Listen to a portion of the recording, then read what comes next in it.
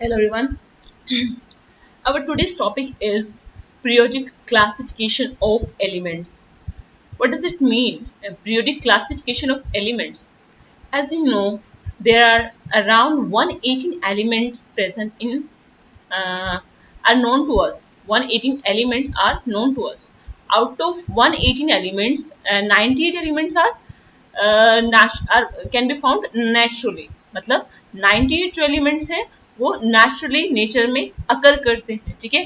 Where as the remaining 20 elements, total कितने हैं 118 है ना, 98 नेचुरली अकर करते हैं, वो मिलते हैं धरती पर, ठीक है, अर्थ पर। And the rest of 20 elements वो कैसे हैं, वो लैब में बनाए गए हैं, सिंथेसाइज किए गए हैं, ठीक है, किसी दूसरे एलिमेंट से बनाए गए हैं। ओके क्लियर, वो तो चलो डीपर स्टडी है, लिव इट दैट कि कैसे बना कैसे नहीं। यहाँ पर हमने पढ़ना है पीरियोडिक क्लासिफिकेशन ऑफ एलिमेंट्स।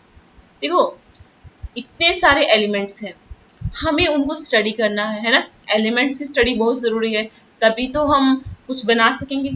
अगर सोप बना है, शैम्पू बना है, मेडिसिन बना है, कुछ भी इस दुनिया में बना है, वो क्यों बना है? क्योंकि हमें उस एलिमेंट की प्रॉपर्टीज पता थी, ठीक है।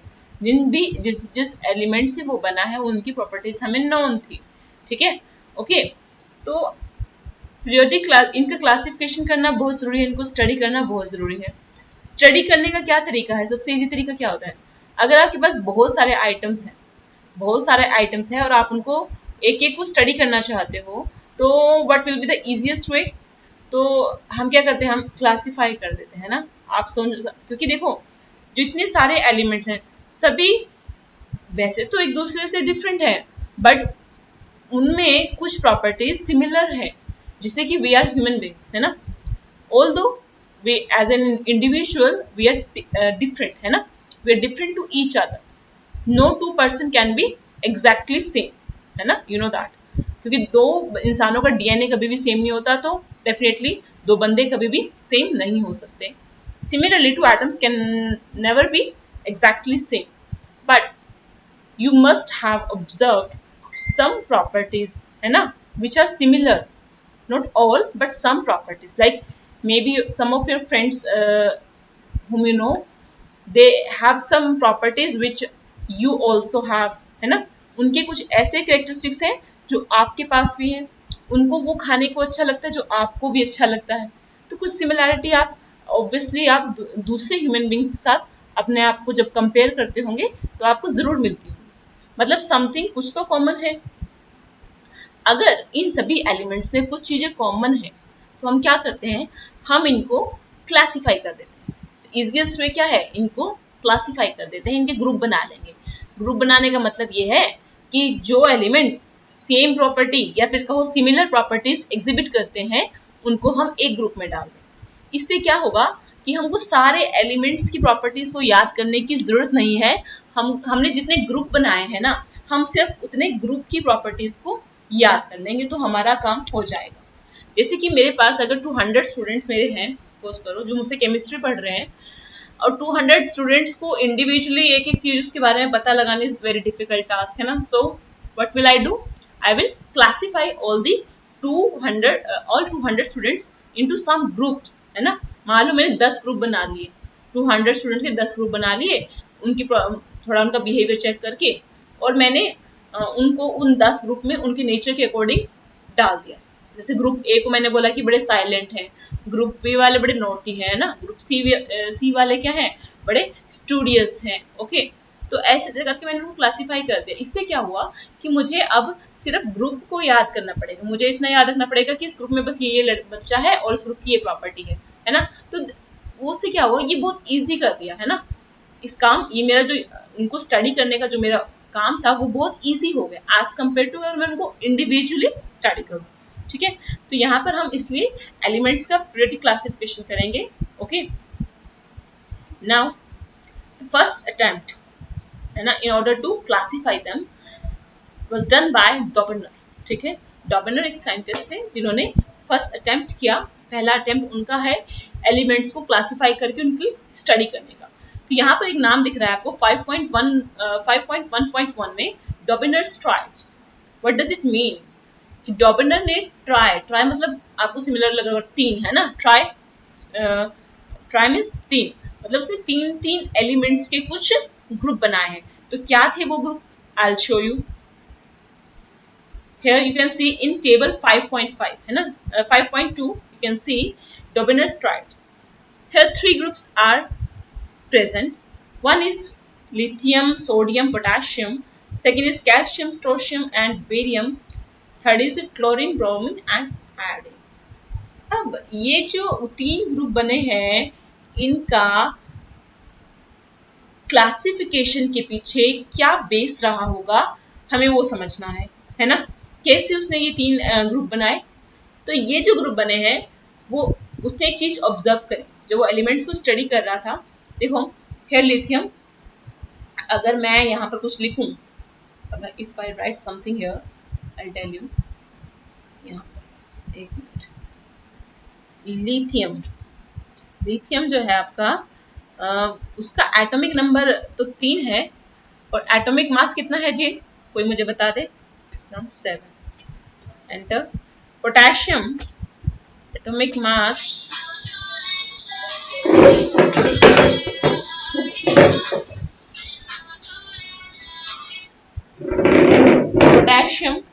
मास 1939। सोडियम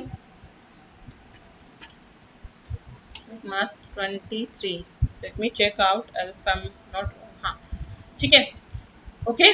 तो अगर आप ये देखो ना, लिथियम का कितना है? 7 है ना। पोटेशियम का एक मिनट इसको सेव कर दूं फिर ही बोलूंगी। पोटेशियम का है 39, वेयर एज सोडियम का है 23। तो अगर आप लिथियम का और सोडियम का एटॉमिक मास देखो और पोटेशियम का देखो तो आप एक चीज ऑब्जर्व करना कि अगर आप लिथियम एंड पोटेशियम के एटॉमिक मास का एवरेज लो, एटॉमिक मास का एवरेज लो, तो उन दोनों के एटॉमिक मास का जो एवरेज है वो सोडियम के इक्वल आ रहा है ना। एवरेज कैसे लोगे? ऐड कर दो, पोटेशियम के मास को लिथियम के मास में ऐड करो, कितना है बच्चे? 39 + 7 it will be equal to 46 है ना।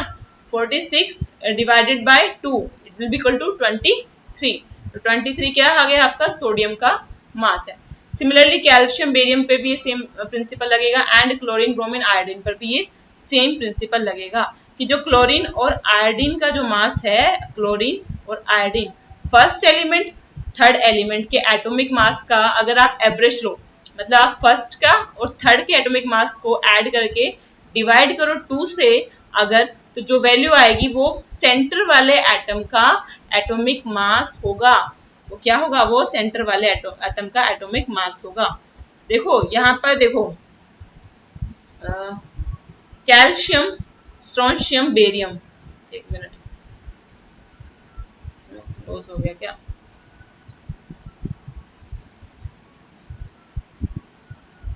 कैल्शियम, स्ट्रोंशियम, बेरियम, देखो यहाँ पे दिया है एटॉमिक मास दीजिए। कैल्शियम का दिया है 40.1, स्ट्रोंशियम का दिया है 87.6 एंड वेयर एज बेरियम का क्या दिया है? 137.3।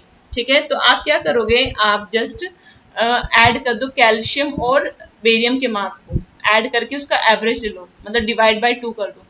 कितना आ जाएगा? ऐड करो इसको, कितना बन जाएगा? 177.4, 177.4 and if you divide by it, if you 77 ही आ रहा है ना, हाँ 177 आ रहा है। इसको अगर आप 8 से डिवाइड करो, 2 से डिवाइड करो, तो जो उसका मास होगा ना that will be nearly equal to 87.6। जो एवरेज आएगा ना दोनों का, वो एवरेज किसके इक्वल आ रहा है? 87.6 के नियरली इक्वल आ जाएगा। एग्जैक्टली भी आ सकता है, नियरली भी आ सकता है। ठीक है, मे बी 88 आ जाए, मे बी 87 पॉइंट समथिंग आ जाए। ठीक है, तो it means they are following, this group is following Dobereiner's triad. Dobereiner's triad को वही एलिमेंट फॉलो करेंगे जिसके पहले और थर्ड एलिमेंट के एटॉमिक मास का एवरेज मिडल एलिमेंट के एटॉमिक मास के नियरली इक्वल हो। Similarly, chlorine, bromine and iodine. Chlorine 35.5, bromine 79.9, iodine 126.9. You can check it also कि यहाँ पर भी सेम ही कंसेप्ट लगा है। ठीक है, दोनों को ऐड कर दो, 126.9 एंड 35.5 को ऐड करो और डिवाइड कर दो किससे, 2 से, मतलब आपने दोनों का एवरेज ले लिया है. It will be equal to 954 712 162.4. अगर आप 162.4 को डिवाइड करें 2 से, तो जो वैल्यू आएगी that will be nearly equal to 79.9. It means this group is following Dobener's triad. Whereas in case of group A, if you see nitrogen, phosphorus and arsenic, ठीक है, nitrogen mass 14, arsenic 74.9. If you add this to masses it will be equal to 88.9, है ना. if you add first and third it will be equal to 88.9 and take the average of first and third, 88.9 divided by 2. If you divide 88.9 by 2 it will be equal to around 44.45. 44.45. Is it nearly equal to 31? Is it nearly equal to 31? 44.5 है ना, नहीं ना, नहीं हो सकता. कहाँ 44, कहाँ 31.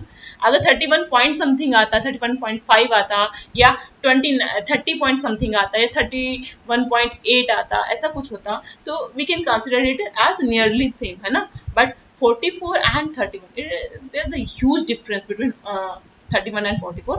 So 44 is not nearly equal to 31. So this group is not following Dobener's triad. So here you can see only 3 groups. Okay, there are only 3 possible 3 groups. Those who can follow Dobener's triad. First is lithium, sodium, potassium. Second is calcium, strontium, and barium. Third is chlorine, bromine, and iodine. Okay. So what are the limitation of the Dobener triads? So you can see very easily. Only 9 elements are obeying Dobener's triad, whereas the rest of the elements are not obeying it. ठीक है, तो we need to study all the elements. We don't need to study only 9 elements, है ना.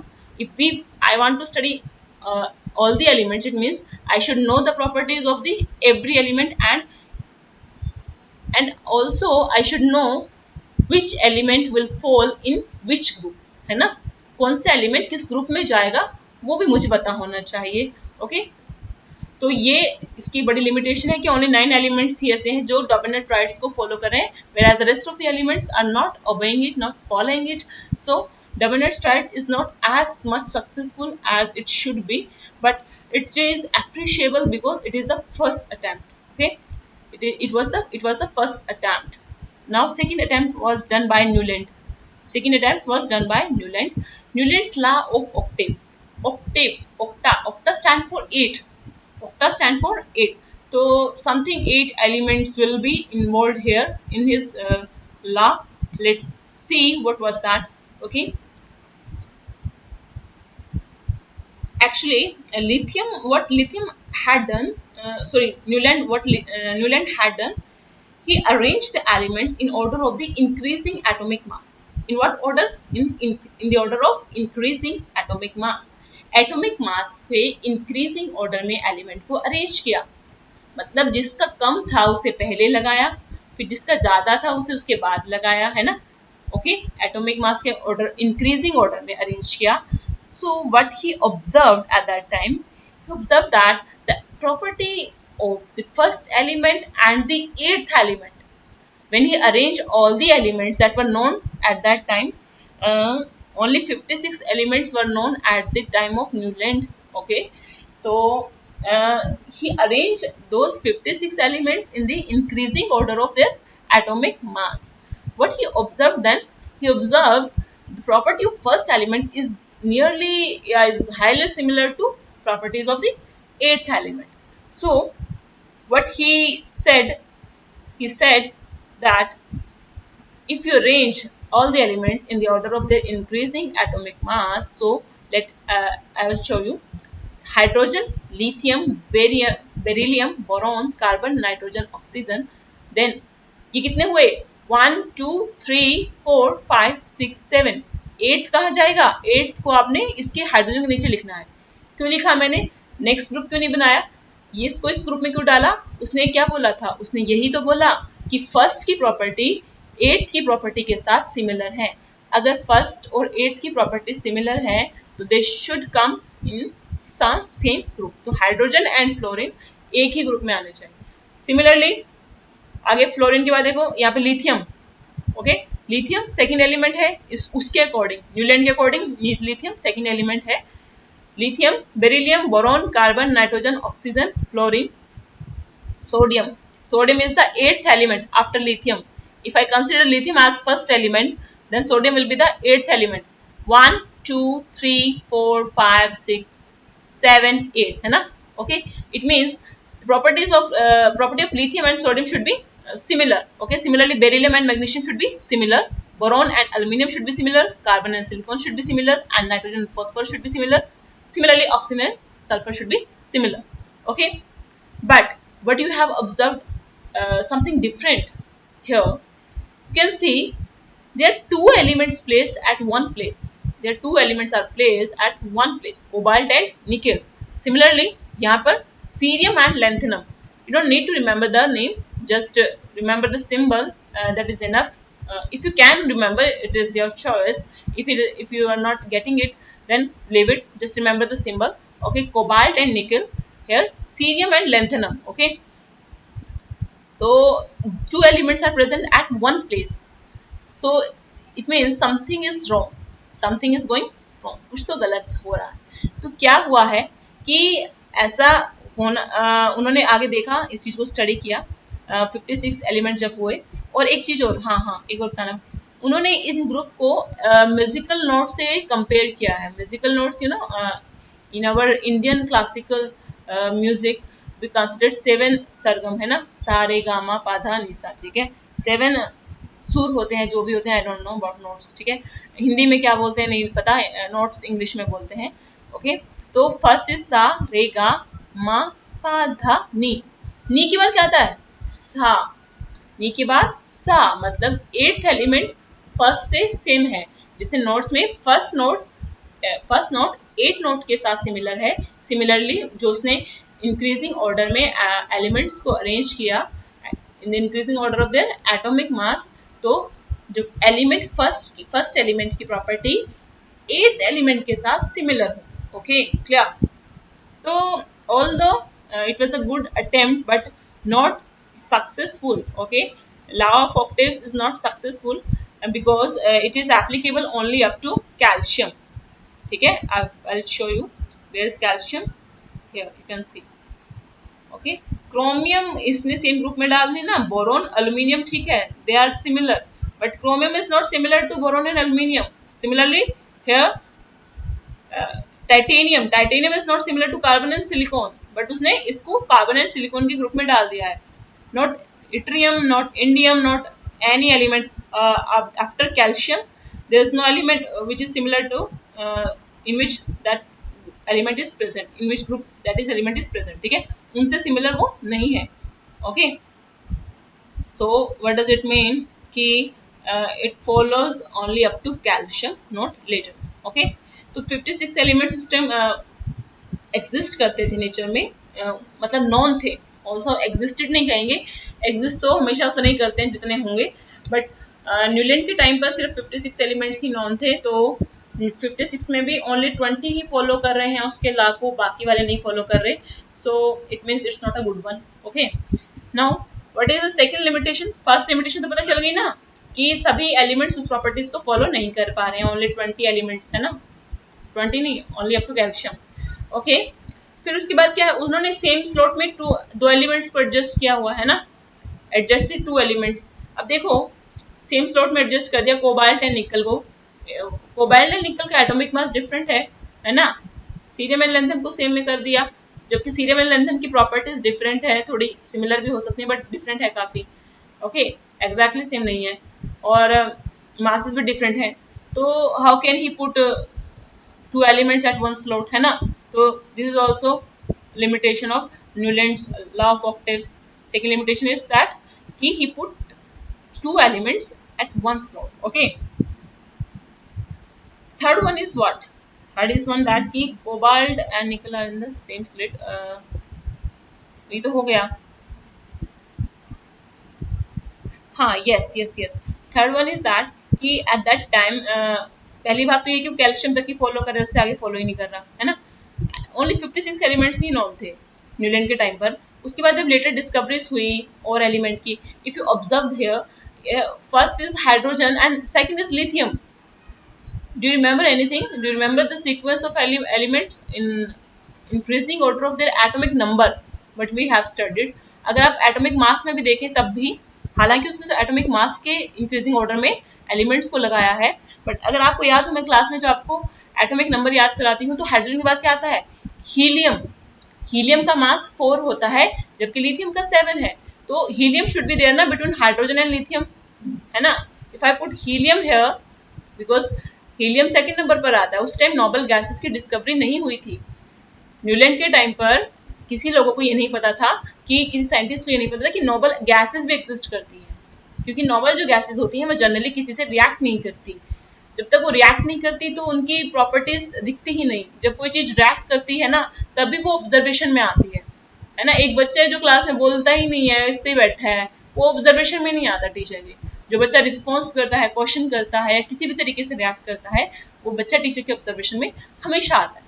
ठीक है, तो इसलिए जो नॉर्मल गैसेस थी, बिकॉज वो रिएक्ट नहीं करती, वो ऑब्जर्वेशन में नहीं आई. अब अगर मैं हीलियम को यहाँ पुट कर दूं, तो इट मीन्स कि helium and sodium should be similar, but it is not true. Helium is a noble gas, where sodium is very reactive matter. तो सारा का सारा सिस्टम गड़बड़ा जाता है. अगर हम सोचें कि जो हमारे लेटेस्ट डिस्कवरीज हैं उसके अकॉर्डिंग हम इसको फिर से अरेंज करें इस टेबल को, तो सारा सिस्टम खराब हो जाएगा, गलत हो जाएगा. ठीक है, तो this is also also one of the third limitation of the Newland laws of octave. Okay, इसके बाद I think for today it is enough. We will study Mendeleev's periodic table. That is quite impressive. Mendeleev's effort to study properties of elements. Okay, so we will study it in next lecture. Today it is enough. Thank you so much.